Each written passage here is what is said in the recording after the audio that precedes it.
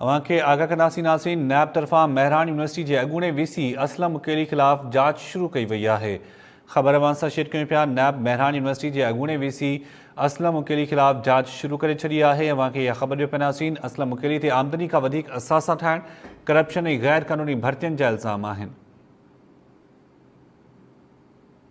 तफ़सील मालूम कंदासीं शौकत मेमण खां। शौकत, छा तफ़सील आहिनि वधीक?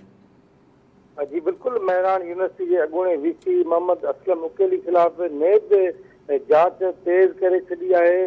असलम मुकेली मथां आमदनी खां वधीक असासा ठाहिण, करोड़नि रुपयनि जी मुबैना करप्शन, एक ग्रेड खां 20 ग्रेड जूं गैर कानूनी तौर ते भर्तियूं करण, सरकारी अकाउंट में करोड़ों रुपया कढाइण, बसूं ठेके ते ॾियण, शागिर्दनि खे स्कॉलरशिप जा पैसा न ॾियण जे शिकायत ते नेब पारां जांच शुरू कई वई है।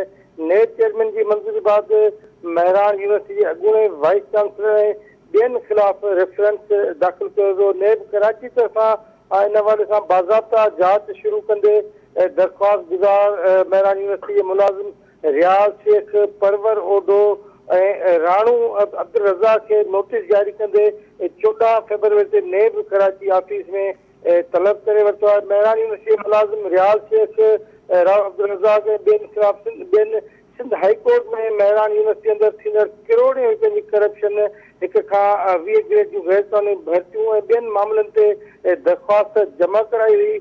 30 अगस्त 2019 ते सिंध हाई कोर्ट दरख़्वास्त जमा कराई हुई नेब चेयरमैन ॾांहुं मुंतकिल करे छॾी, जंहिं बाद 23 अप्रैल ते 2021 ते महरान यूनिवर्सिटी अॻूणे vice chancellor professor Mohammad Aslam Mukheli मथां नेब पारां बाज़ाब्ता तौर ते रेफरेंस दाख़िल कयो वियो। महरान यूनिवर्सिटी में करोड़े रुपया करप्शन कई वई, जंहिंमें मुलविस अॻूणो vice chancellor professor Mohammad Aslam Mukheli, Bhai Khan Shar अॻूणो डायरेक्टर फिनांस मुनीर शेख ऐं अॻूणो रजिस्ट्रार वहीद उमराणी मुलविस आहे। इहो चवणु आहे दरख़्वास्त गुज़ारनि खे इन हवाले सां 14 फरवरी ते नेब पंहिंजा बयान रिकॉर्ड करण जे लाइ कराची में तलब करे वरितो आहे।